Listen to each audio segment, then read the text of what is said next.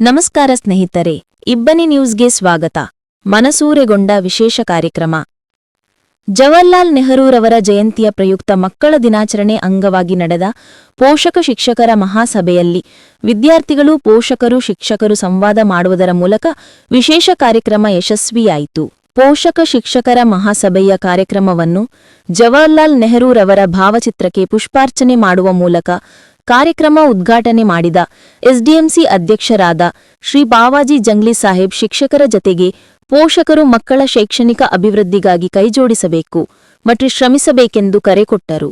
ವಿದ್ಯಾರ್ಥಿಗಳ ನಿರಂತರ ಹಾಜರಾತಿ, ವಿಶೇಷ ತರಗತಿ, ಗುಂಪು ಚರ್ಚೆ, ಪರೀಕ್ಷಾ ಭಯ, ಆತಂಕ ನಿವಾರಣೆ, ವೇಳಾಪಟ್ಟಿಯನ್ನು ಅನುಸಾರ ಅಭ್ಯಾಸ, ಪೋಷಕರ ಸಹಕಾರ ಕುರಿತು ಶ್ರೀಮತಿ ಜಿ ಮಮತಾ ಹಾಗೂ ಶ್ರೀಮತಿ ಶಶಿಕಲಾ ಚೌಹಾಣ್ ಶಿಕ್ಷಕಿಯರು ಪೋಷಕರಿಗೆ ಮನದಟ್ಟು ಮಾಡಿದರು.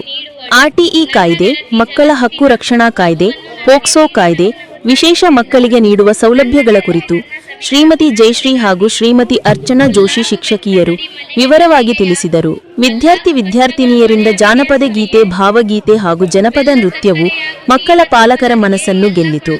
ಬಾಲ್ಯ ವಿವಾಹ ಮತ್ತು ಬಾಲಕಾರ್ಮಿಕ ನಿಷೇಧ ನೀತಿ ಕುರಿತು, ಮಕ್ಕಳಿಗೆ ಸಿಗುವ ಶಾಲಾ ಸೌಲಭ್ಯಗಳ ಕುರಿತು ವಿಷಯಗಳನ್ನು ಶ್ರೀಮತಿ ಎಂ ರಜಿಯಾ, ಶ್ರೀಮತಿ ಎಂ ರಶೀದಾ ಭಿ ಶಿಕ್ಷಕಿಯರು ವೇದಿಕೆಯಲ್ಲಿ ಹಂಚಿಕೊಂಡರು.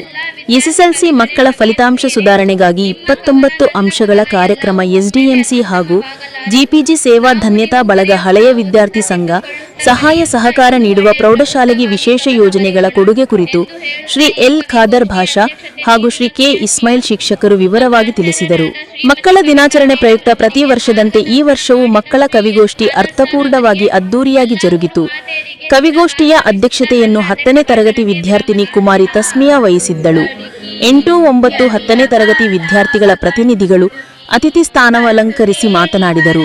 ಕುಮಾರಿ ಸೊಬರದ ಸುಜಾತಾ ಕುಮಾರಿ ಗೌಸಿಯಾ ಭಾನು ಸೊಗಸಾಗಿ ನಿರೂಪಣೆ ಮಾಡಿದರು. 15 ಜನ ಮಕ್ಕಳು ಕವಿಗೋಷ್ಠಿಯಲ್ಲಿ ಕವನ ವಾಚನ ಮಾಡಿ ಪೋಷಕರ ಶಿಕ್ಷಕರ ಮನೆಗೆದ್ದರು. ಎಲ್ಲ ಕಾರ್ಯಕ್ರಮದ ಅಧ್ಯಕ್ಷತೆ ವಹಿಸಿದ ಉಪ ಪ್ರಾಚಾರ್ಯರಾದ